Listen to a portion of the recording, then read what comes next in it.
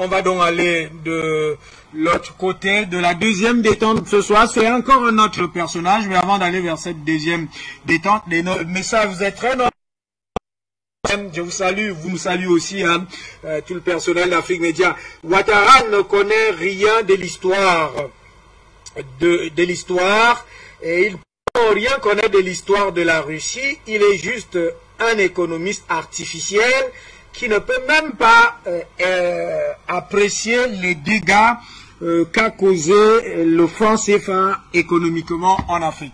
Alors, Luc Michel, je reviens à vous, nous sommes vers la deuxième détente. Tout n'a pas été certainement dit sur Alassane Dramane Ouattara, mais le constat est clair. C'est un personnage trouble depuis le Fonds monétaire international, depuis les institutions de Bretton Woods. Je l'ai rappelé à l'introduction, il avait 120 pays sur son portefeuille et en Afrique, il a justement conduit les passes.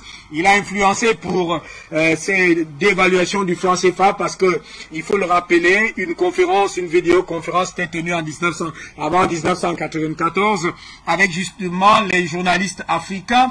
Au cours de cette vidéoconférence, il y avait eu cette question sur la dévaluation du franc CFA. Alassane Dramane Ouattara n'a rien donné comme une précision là-dessus et justement en 1994 arrivait la dévaluation du franc CFA. Donc ce monsieur, pour les experts, en fait pour les panafricains, il est dangereux, extrêmement dangereux pour la survie du continent africain, sa souveraineté. Ça a été constaté. Luc Michel, un autre personnage, il est français lui cette fois-ci. Il s'agit de Jean-Yves Le Drian. Qui est Jean-Yves Le Drian, Luc Michel?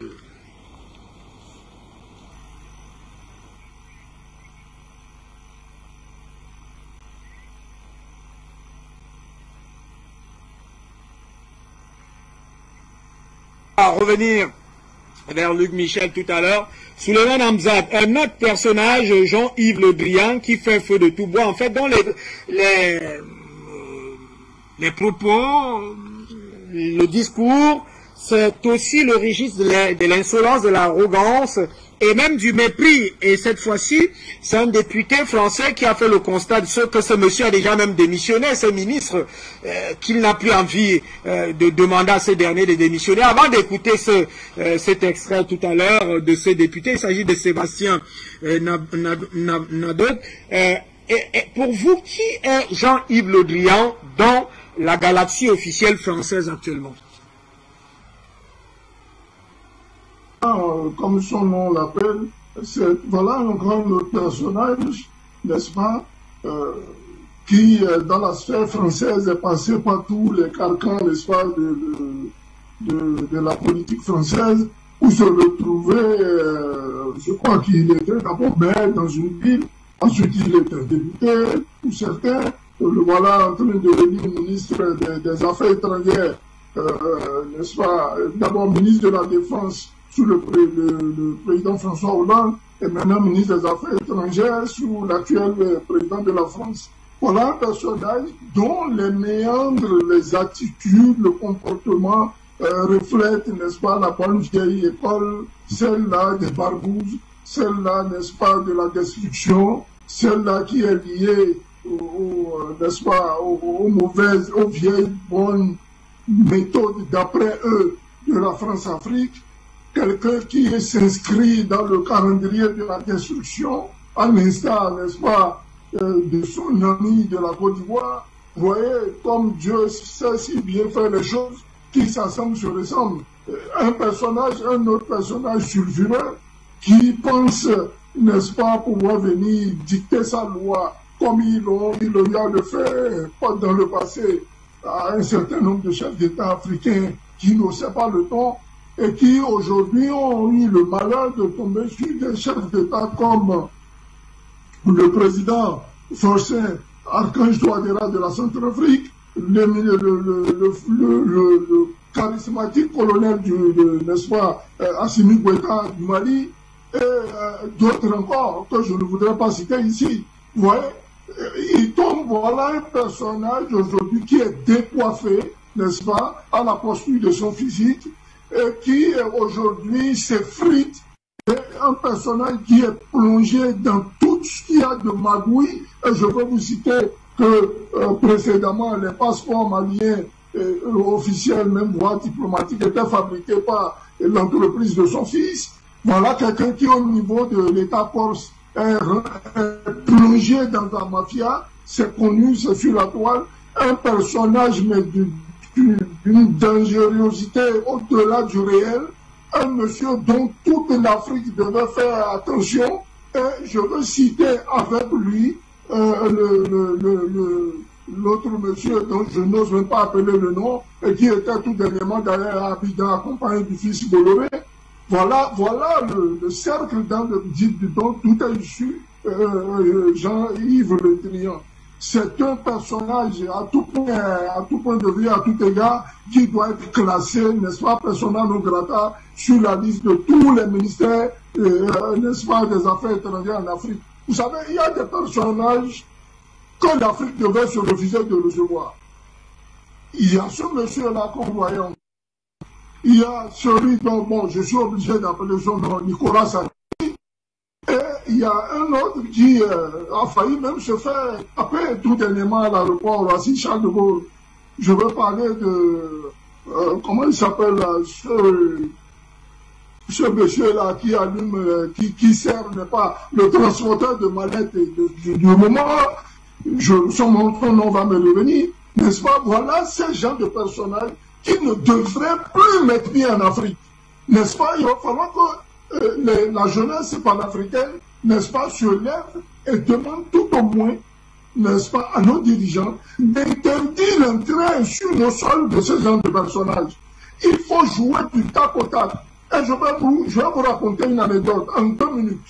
Vous savez que sous le régime du président Thomas Sankara, il y avait une étudiante, n'est-ce pas, qui avait quelques problèmes de visa, mais qui était à quelques jours de son examen, qui avait été appréhendée. Cette étudiante-là a été jetée sur le premier vol et rapatriée au Burkina Faso. Vous savez quelle a été la réaction du président Thomas Sankara?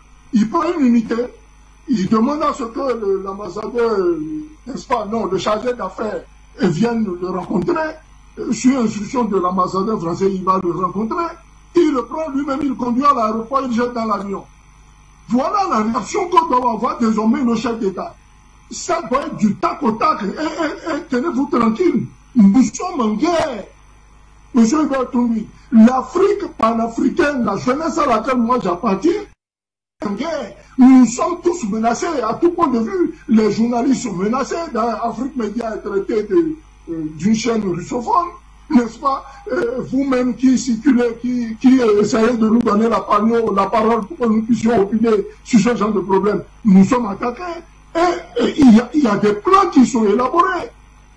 Vous voyez que Dieu qui fait grâce nous fait démontrer à suffisance que les écoutes téléphoniques dont nous parlons précédemment faisaient partie de ces plans de déstabilisation.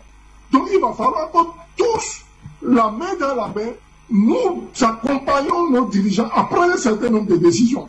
Des gens et des personnages fantomatiques comme les gens de Guinée, nous n'en voulons plus sur notre continent. Nous n'en voulons plus. De toute manière, chez moi, on ne vient pas me dicter ma loi. C'est moi qui ai acheté mon terrain, c'est moi qui ai construit ma maison. Je n'accepte que chez moi que c'est à qui j'ai donné une carte d'invitation. Je reviens pour dire ceci. Merci au colonel Assimi Goïta pour la visite avortée du président Macron et qui tendait à foutre le bordel dans le Mali, n'est-ce pas? Chapeau pour ce coup d'État qui a été désamorcé. Nous en savons quelque chose. Le colonel sait de quoi nous parlons, qui a permis à l'État malien aujourd'hui de se retrouver sur place et qui empêchait les envahisseurs de revenir encore nous donner des leçons. Il s'est imposé, il s'est fait respecter. Telle doit être la devise de tous les panafricains que nous sommes aujourd'hui et partant de nos chefs qui dirigent des États panafricains. Rappelons tout de même, avant d'aller vers nos deux amis Sylvain de Bougou et Nestor Podacé, rappelons tout de même que Sébastien Nadot est né justement le 8 juillet 1972 à Florence. Il est historien, il est donc écrivain et homme politique français. Il est aussi professeur agrégé d'éducation physique et il joue également un rôle très spécial dans la défense et le respect du droit international. Il était dans le mouvement La République en marche, mais pour avoir justement voté contre le budget du mouvement en marche donc en 2018, doivent dire, et il a été exclu de ce mouvement. Et c'est lui qui était donc en face au Parlement, en face de Jean-Yves Le Drian, qui a constaté que Jean-Yves Le Drian avait déjà justement démissionné, qu'il n'avait pas l'intention de le lui demander parce qu'il faisait déjà le constat. Avant de donner la parole, vous, donc Sylvain Debougou et Nestor Podassé, allons d'abord écouter ce député français, à savoir Sébastien Nadot, qui n'a pas sa langue dans la poche et qui décrit d'une manière factuelle, les faits sont sacrés, les commentaires sont libres, ce que la France vit actuellement un peu partout dans le monde et notamment en Afrique. On va certainement revenir sur cet élément après. Alors, Nestor Podassé, certainement que vous avez suivi cet élément où un tableau assez sinistre, assez catastrophique est dressé sur la politique extérieure de sieur Emmanuel Macron. Mais cette politique est portée par un homme, donc Jean-Yves Le Drian. Pour vous, comment vous l'appréciez et comment vous le qualifiez en rapport avec son discours et ses actions? Bon, son discours et ses actions ressemblent à son nom, hein. Jean-Yves Le Drian. C'est un truand, donc... c'est un truand, donc ce discours, ses actions, ça ressemble à son nom. Donc c'est comme je l'ai dit. Voilà, qui se ressemble, s'assemble. C'est la règle PDPD. Pourri dedans, pourri dehors, propre dedans, propre dehors. Donc, ils ne font que manifester ce qu'ils sont à l'intérieur. C'est aussi simple que ça. La France a toujours été un pays vampire, un pays terroriste, un pays meurtrier. Donc, ces dirigeants politiques, présidents, ministres, ceux-ci ne font que manifester ce qu'ils sont. C'est tout. Le peuple français, nous sommes en train de crier depuis des années que la France fait ci, la France fait ça, la France fait ça. Avec les réseaux sociaux, le peuple français ne peut pas dire qu'il ne voit pas ce que nous on fait. On n'a rien contre eux. Hein. Si les gouvernements viennent nous piller pour aller les nourrir, c'est normal qu'ils soutiennent ce genre de choses. Et moi, j'appelle la société civile française à demander des comptes à leur gouvernement. Vous faites quoi en Afrique? Et les Africains vous disent rentrez chez vous et vous ne voulez pas rentrer. C'est ce qu'on veut savoir. Si la société civile française sincère, c'est le moment où ils doivent commencer ce combat-là pour qu'on le fasse ensemble. C'est la lutte du peuple. Thomas Sankara disait, les mêmes personnes qui pillent l'Afrique, c'est les mêmes personnes qui pillent le peuple européen. Donc on n'a pas de problème avec les peuples, le bas peuple, mais on a un problème avec le système. Le système vampiriste qui pille l'Afrique, c'est le même qui pille les Européens. Le même système de domination installé sur les Africains, c'est le même là qui domine les Américains et les Européens. Donc la question que je me pose, que le peuple français se réveille de leur sommeil, de leur coma profond, pour se joindre au peuple dit d'Afrique, pour qu'on mène le combat ensemble. Jean-Yves Le Drian ne fait que manifester tout simplement ce que son gouvernement Machiavel décide pour venir appliquer sur le terrain simplement. Parce que lui, il n'a rien à décider. C'est ce que Macron, avec ses réseaux de francs-maçons, décide que lui vient pour exécuter. Il n'a pas autre chose à faire. Donc, tout ce qu'il a fait, selon moi, ses actions ressemblent à son nom, Jean-Yves Le Drian. C'est un truand qui vient manifester les actions truandiques. Donc, c'est maître franc-maçon lui dit de venir faire. Il était avec Hollande, je pense. Si je regarde bien sa trajectoire politique, ça n'a jamais été plein. Vous voyez, c'est pas son fils qui avait signé un marché du passeport louche à Bamako avec le régime d'Ibeka. Et on lui retire ce marché et maintenant il fait palabre avec les nouvelles autorités du Mali. Donc, comprenez que c'est un gars ligure, c'est un gars qui n'a jamais été clair, il a toujours été fourbe. Son parcours politique, ça se montre ce qu'il est. Donc aujourd'hui, c'est lui qui est en train de jouer le réseau Foucault en Afrique. Tu étais avec l'autre là, Hollande. Hollande est parti, tu es resté avec Macron. Macron, bientôt dans 2 mois, 3 mois, il va finir son mandat.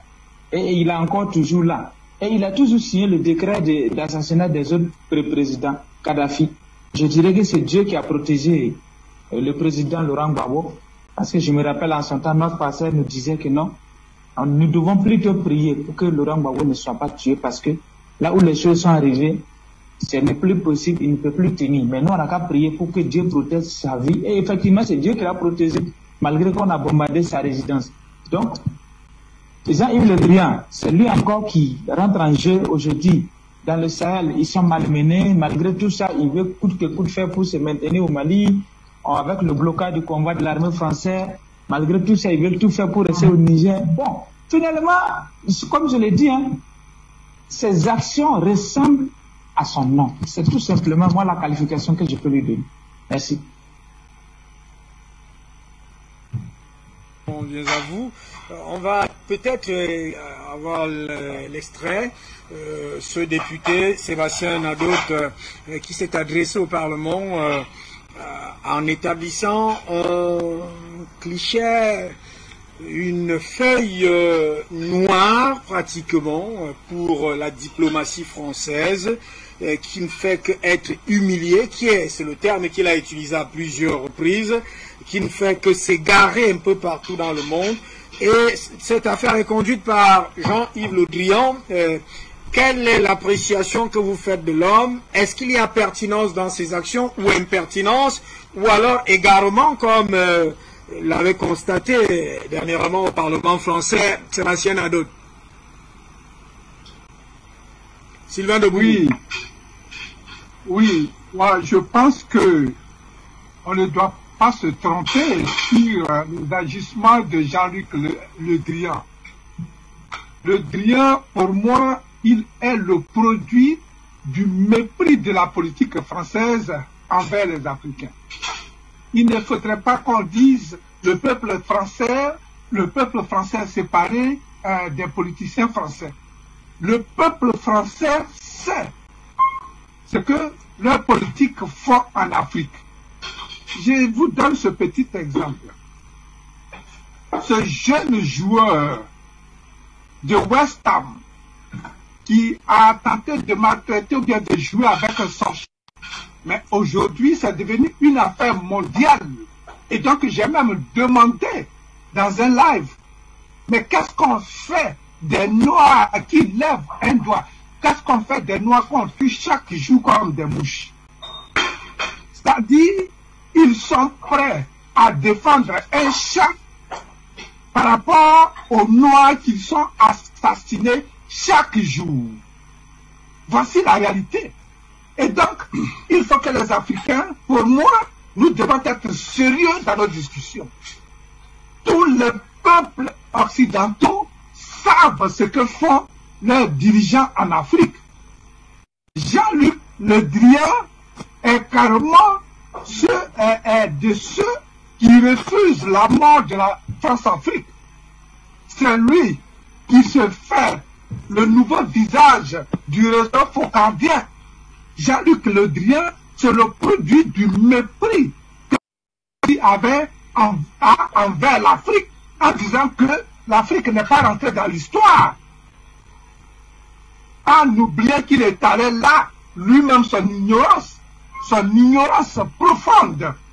Jean-Luc Le Drian, tous ces présidents avec lesquels il a travaillé, savent pourquoi ils l'ont maintenu dans leur système. Parce que c'est le monsieur du noir. C'est pourquoi Jean-Luc Le Drian est maintenu. C'est le monsieur qui n'a pas de honte, qui, en tout cas, qui ne respecte pas lui. C'est cela, Jean-Luc Le Drian. Et donc, pour moi, la France, en général, toute la France, qu'elle soit des paysans, des manœuvres, des ouvriers, tous les Français savent ce que leurs politiciens font en Afrique. Il ne faudrait pas qu'on les excuse. Ils savent réellement ce que font les politiciens en Afrique. L'Allemagne a perdu ses colonies en Afrique depuis la Deuxième Guerre mondiale. Mais aujourd'hui, depuis cette perte de colonies, l'Allemagne s'est reconvertie. L'Allemagne qui a subi la Deuxième Guerre mondiale, l'Allemagne aujourd'hui s'est reconvertie. Elle domine l'économie occidentale, n'est-ce pas? L'Allemagne dirige l'Union européenne sans colonie. parce qu'elle a repensé sa reconversion. Mais la France n'a jamais, je dis bien jamais, pensé même son existence sans les colonies. Voici le problème français. La population française, que nous avons toujours tendance à dire que nous la séparons des politiques, et non, elle est au courant de ce que font les politiciens chez nous en Afrique, en tuant du noir pour s'enrichir. Ah là là, creuser, ou bien chercher les rebelles, ou bien les terroristes dans le sous-sol malien où on trouve de l'or. Les terroristes finalement que les Français recherchent deviennent de l'or au Mali. Et on creuse de l'or, on vole le diamant et on met la main sur le manganèse, sur tout ce qui est sous-sol malien.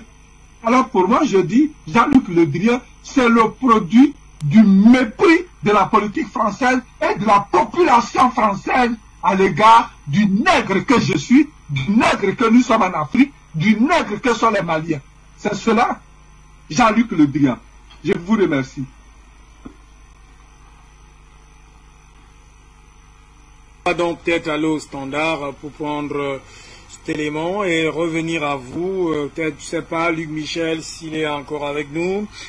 Prenons cet élément pour revenir et continuer le débat tout de suite. Ce qui me frappe beaucoup dans le comportement de la junte qui a pris le pouvoir après 2 coups d'État au Mali, c'est avant. La junte exclut. Elle exclut notre ambassadeur. Il y a quelques jours, elle excluait les forces spéciales danoises qui étaient venues à leur demande aider à combattre le terrorisme et accompagner les forces maliennes pour cela. Elle a exclu antérieurement le représentant de ce qu'on appelle la communauté des États d'Afrique de l'Ouest qui était là pour être le porte-parole de ces pays. Elle l'a exclu. Elle est dans une fuite en avant et dans une forme d'isolement complet à l'égard des autres pays africains et de la communauté. Alors que nos hommes sont sur place. C'est vrai qu'il y a là des ruptures fortes qui se sont produites. Il y a une rupture politique dans la mesure où ce pays est dirigé maintenant par une junte autoproclamée et qui estime ne pas pouvoir engager un processus démocratique avant 5 ans. Il y a une rupture diplomatique avec le Mali. Rupture politique. Et puis rupture militaire, parce que de plus en plus il y a des entraves à notre fonctionnement, et puis rupture aussi de ce pays et de la junte au pouvoir avec la communauté internationale, avec les Nations Unies, avec les pays voisins. Donc cette rupture-là nous amène obligatoirement à nous interroger sur notre posture. Et nous avons engagé des consultations, parce que nous ne sommes pas le seul dans cette affaire. Le combat contre le terrorisme au Sahel, ce n'est pas uniquement au Mali que ça se passe dans d'autres pays. Donc nous sommes aujourd'hui en discussion. Vous laissez entendre, Jean-Luc Le Drian, que la décision de retirer les soldats français ne sera pas française, elle sera européenne. Elle sera française, mais il faut que nous puissions discuter avec l'ensemble de nos partenaires, que ce soit les partenaires européens ou les partenaires africains, sur la manière dont nous allons nous comporter demain pour continuer à combattre le terrorisme. L'hypothèse de rester est toujours dans votre esprit et dans l'esprit de la France? Nous consultons, nous réfléchissons et nous allons agir dans les jours qui viennent. Sur quels critères vous réfléchissez? En fonction de la force que nous avons pour combattre le terrorisme avec d'autres. Parce que nous ne sommes pas tout seuls.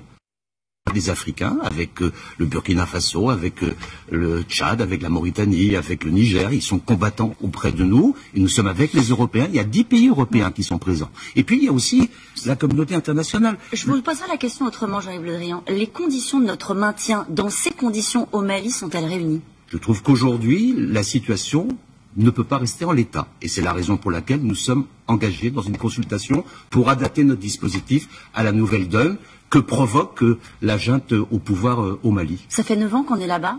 Oui, mais on a déjà beaucoup agi. Il y a énormément d'hommes, d'infrastructures qui sont installés à Gao. On va quitter le Mali comme ça prendrait du temps? De toute façon, si on quittait le Mali, ça prendrait du temps. Mais aujourd'hui, le sujet, c'est comment est-ce que demain, on va continuer à combattre le terrorisme, non seulement au Sahel, mais aussi dans la zone du Golfe de Guinée, parce que les le pays... combat continue, c'est ça que vous nous dites ce matin, mais il peut être conduit, ce combat du Niger, par exemple. Il peut se passer autrement, on est en train de réfléchir à cette adaptation. Notamment au Niger? Ce serait plus... Ça peut être sous une autre forme, à discuter avec les différentes capitales africaines. Nous sommes dans ce débat-là. Il y aura, à la fin de cette semaine, un sommet de l'Union africaine, qui a aussi une position extrêmement ferme à l'encontre de la junte qui est autoritaire, qui est au Mali, qui est en désaccord avec les orientations de cette junte et qui a pris aussi des mesures de sanctions. Le Mali vous accuse la France d'instrumentaliser les sanctions de la CEDEAO notamment. La CEDEAO, ce sont des responsables africains souverains qui prennent des décisions à l'encontre d'un pays qui, selon eux, auront les normes démocratiques qui sont nécessaires dans cette région. Vladimir Poutine, vous dites pas de plus quand on parle de l'Ukraine et les commandos Wagner restent au Mali.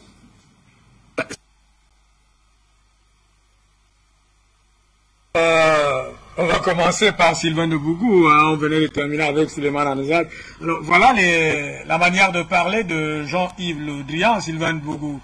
Si vous avez retenu qu'il fait, alors qu'il parle de fuite en avant, c'est pratiquement, il me semble, à moins que je me trompe, que c'est lui qui fuit en avant par rapport aux questions de cette journaliste qui sont, ma foi, qu'il colle quelque part dos au mur sur la réalité. Il fuit la réalité.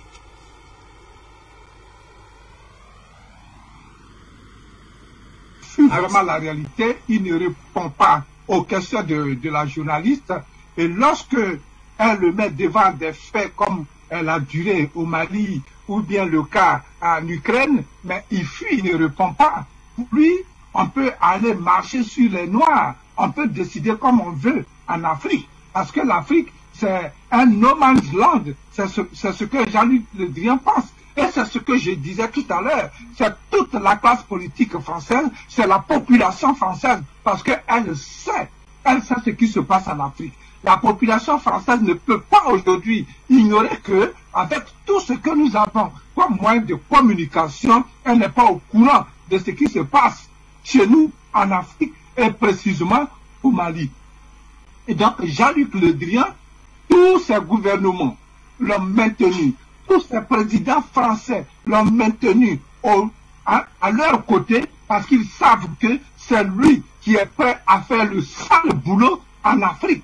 Et c'est cela. C'était corrompu avec son fils. Ce sont des corrompus dans cette affaire de passeport au Mali. Et donc Jean-Luc Le Drian aujourd'hui, il est remonté contre les Maliens parce que ce contrat, en tout cas de gré à gré, lui est arraché par, en tout cas, les nouveaux dirigeants du Mali. Et c'est cela, en cela que nous félicitons le colonel Goïta et toute son équipe, et son premier ministre et tout le monde. Nous disons que les Maliens doivent aller jusqu'au bout.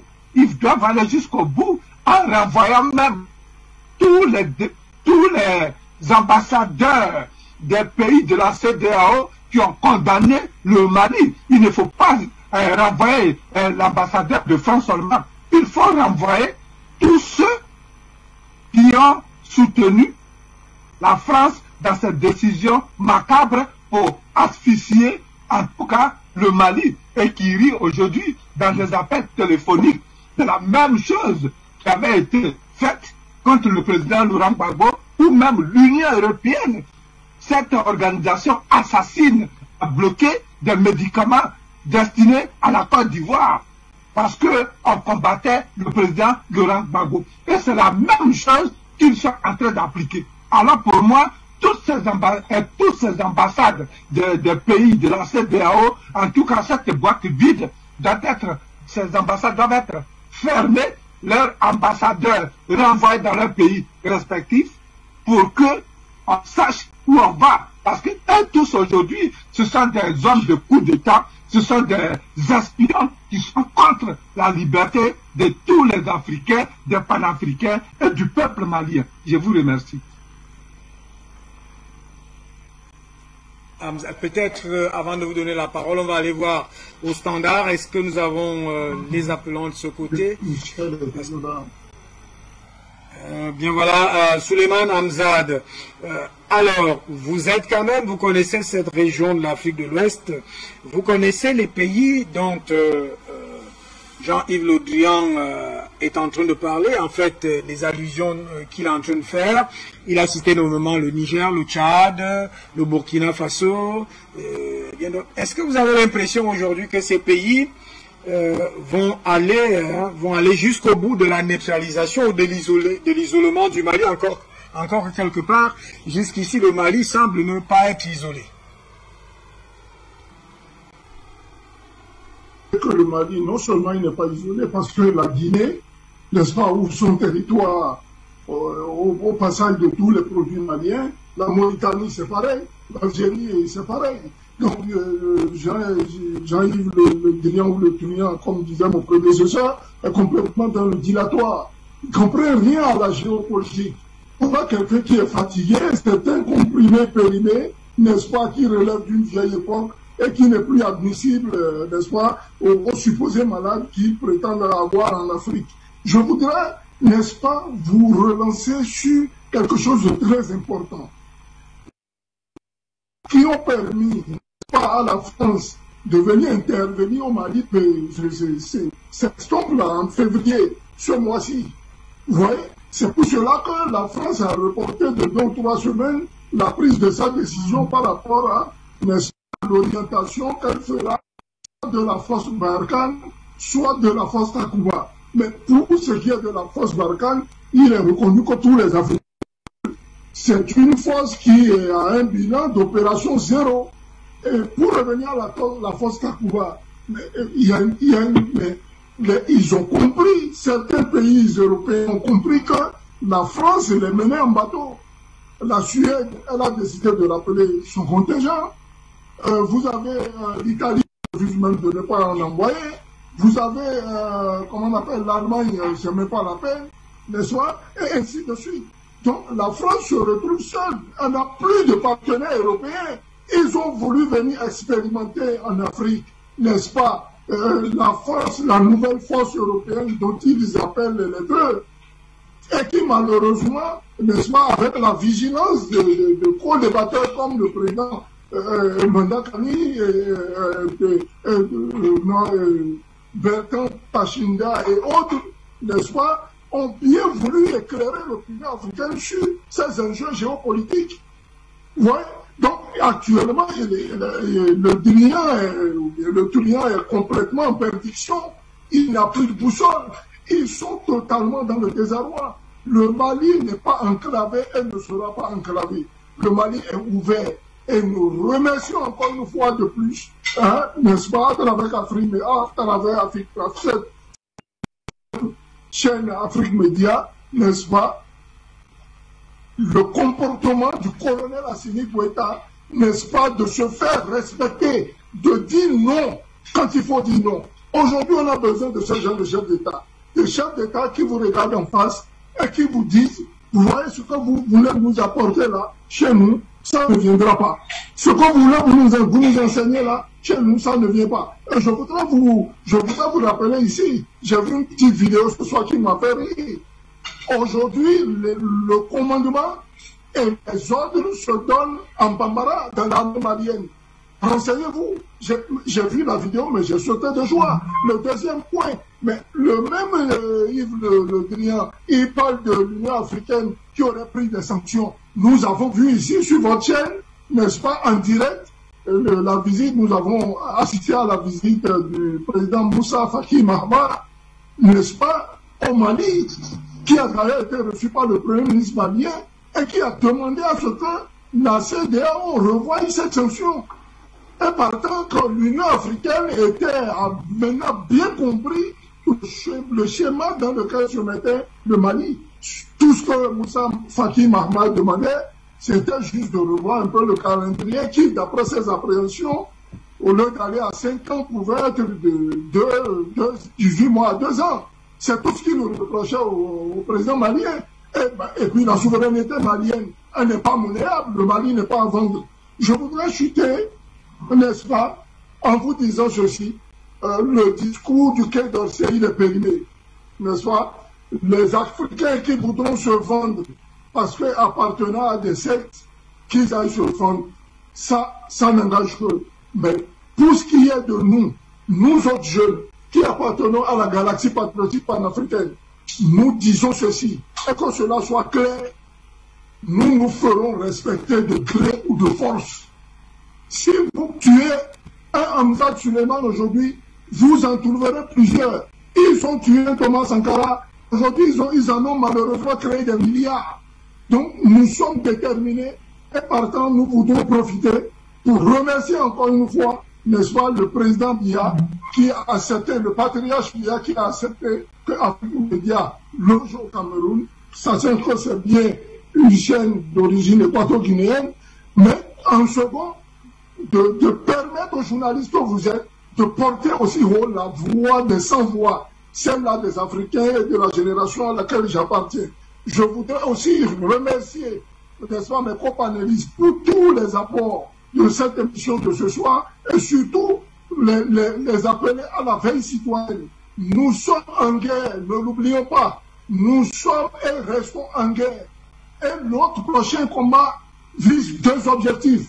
Le départ de la force Barkhane, et même pas de Takuba chez nous, et surtout, la destruction du franc CFA. Il faut créer monnaie, il faut battre monnaie si nous voulons être indépendants et il faut aller très vite.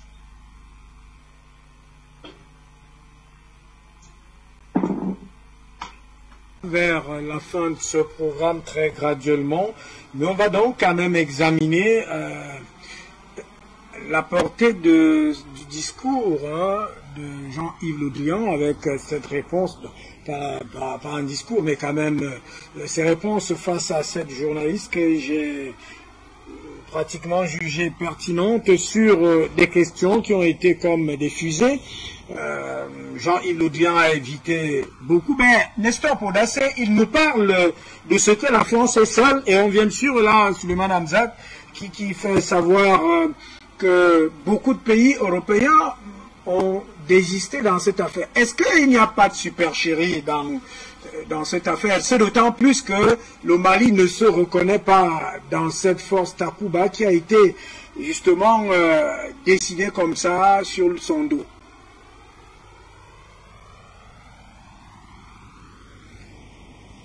Votre micro... C'est ça, en fait.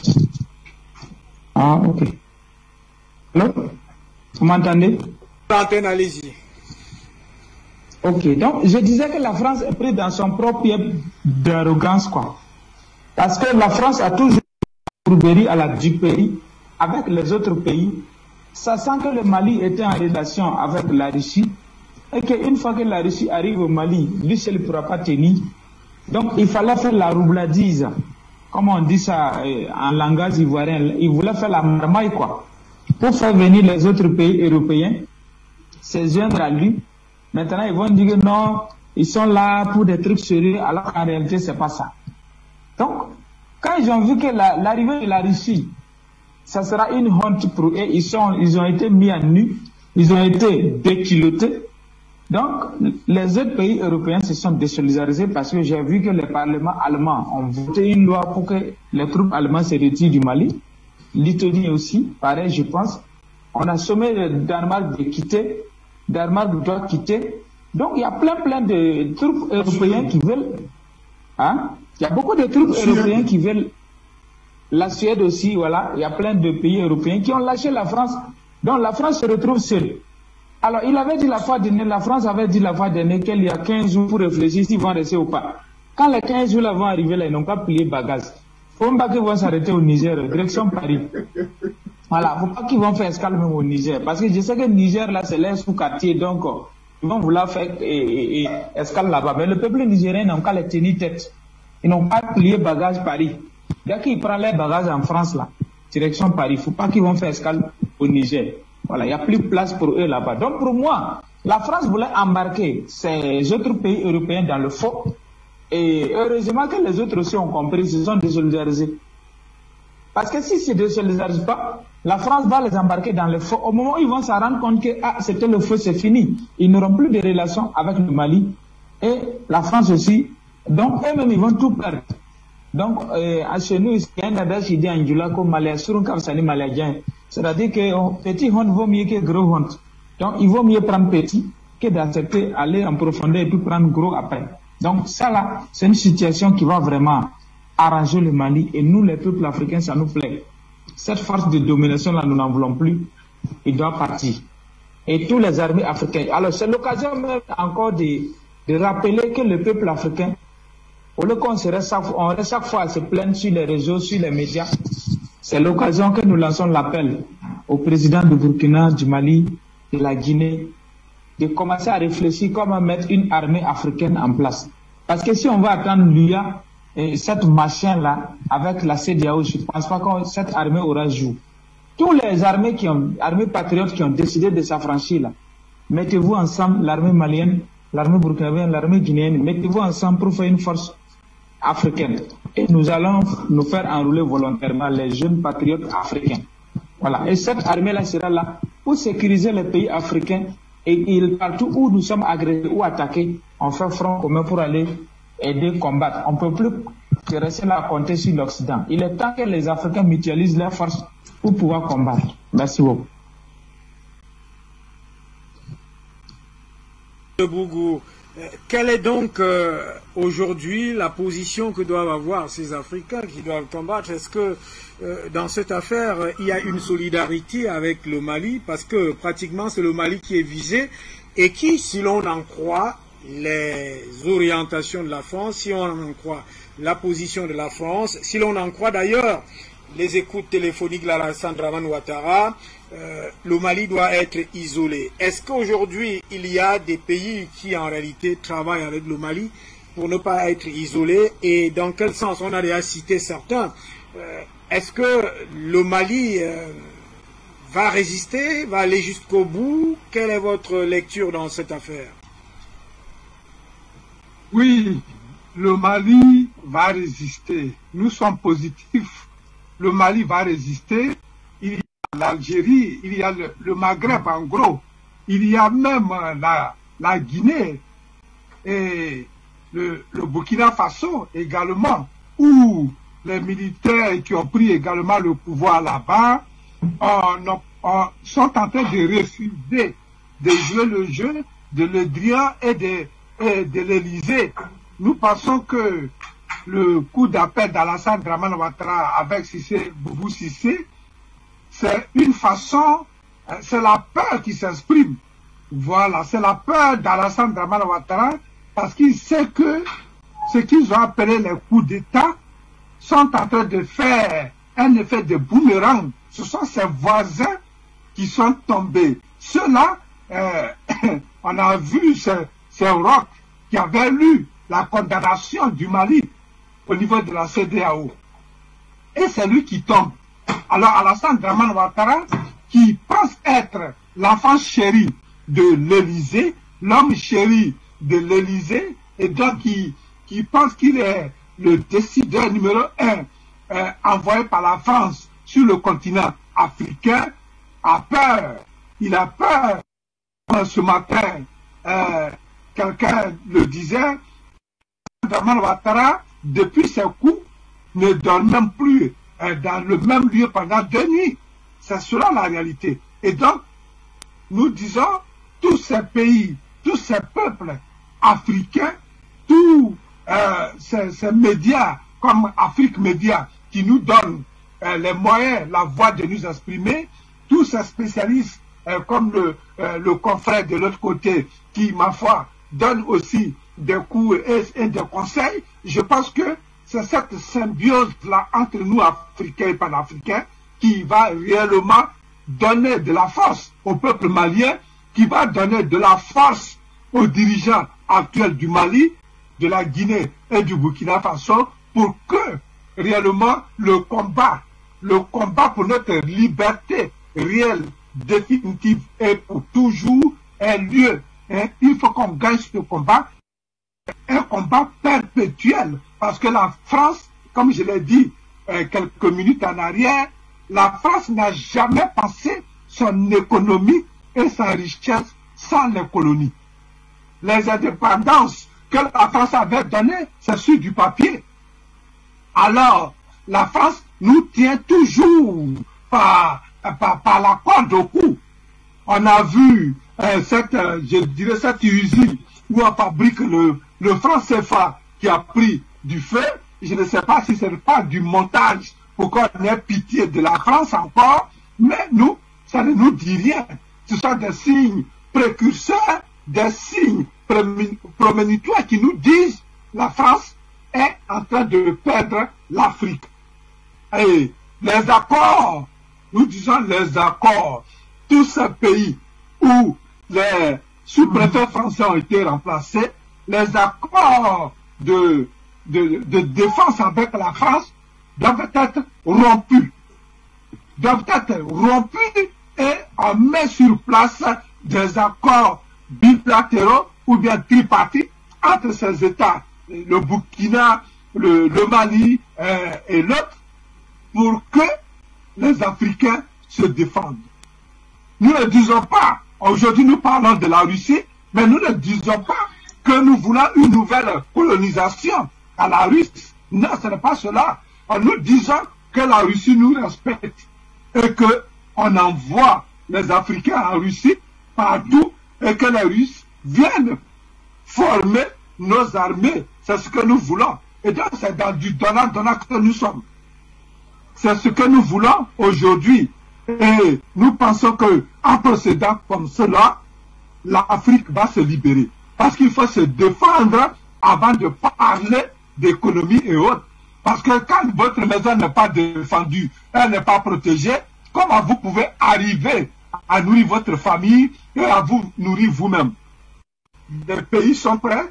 Ces pays qui ne veulent pas s'exprimer, qui sont encore dans la CEDEAO, dans l'Union africaine, qui ne veulent pas s'exprimer, ce sont des pays dont les dirigeants ont peur parce qu'ils savent comment ils obtiennent leur pouvoir. De l'Élysée, du numéro 10 à Downing Street en Angleterre, ou bien de la Maison Blanche. C'est cela le problème. Mais aujourd'hui, le peuple africain est réveillé. Et on ne peut plus l'arrêter. Comme le disait Zola dans l'affaire Dreyfus, la vérité est en marche.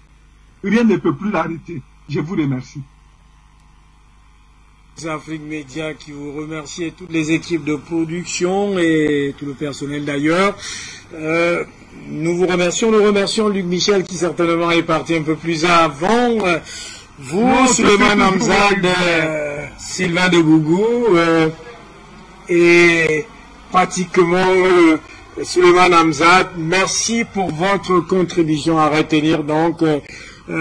Écoute téléphonique, Alassane Dramane Ouattara semble être une personne qui s'auto-flagelle, qui s'auto-détruit. Si jamais il est africain, mais beaucoup, vous avez vous-même, avec les téléspectateurs, vous avez constaté au cours de cette émission qu'il parle beaucoup plus avec une manière arrogante, insultante. Il a insulté pratiquement les dirigeants de transition, le gouvernement et le président malien au cours de ses écoutes téléphoniques. Il a pratiquement méprisé la force militaire russe et d'ailleurs situé la Russie comme un pays qui ne peut rien apporter au Mali. Alassane Dramane Ouattara, il l'a dit.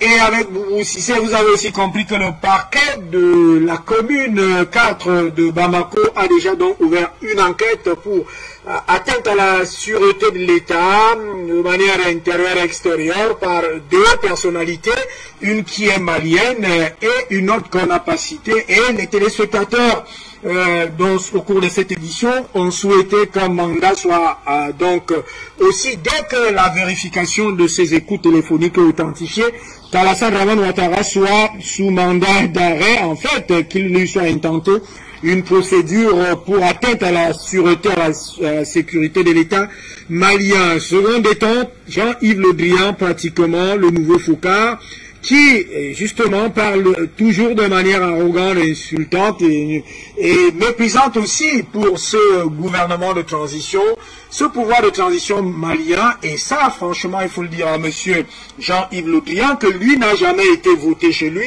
lors des dernières régionales, alors qu'à l'appel de ce gouvernement et de ce Conseil national de transition d'Assimi Goïta, les Maliens sont sortis 2,5 millions rien que sur les rues de Bamako. Et si l'on ajoute avec tous les autres villes du pays, c'était pratiquement 4,5 millions à 5 millions de personnes. Comment donc des personnalités comme celle-là peuvent être traitées d'illégitimes, à moins que Jean-Yves Le Drian perde la tête sur la définition de ce mot illégitime. En tout cas, il a été constaté sur ce plateau que lui, en principe, joue aussi de la déstabilisation. Madame, salut. Monsieur, c'était le mérite panafricain des premières dames du continent. Afrique Média, le monde, c'est nous. Salut.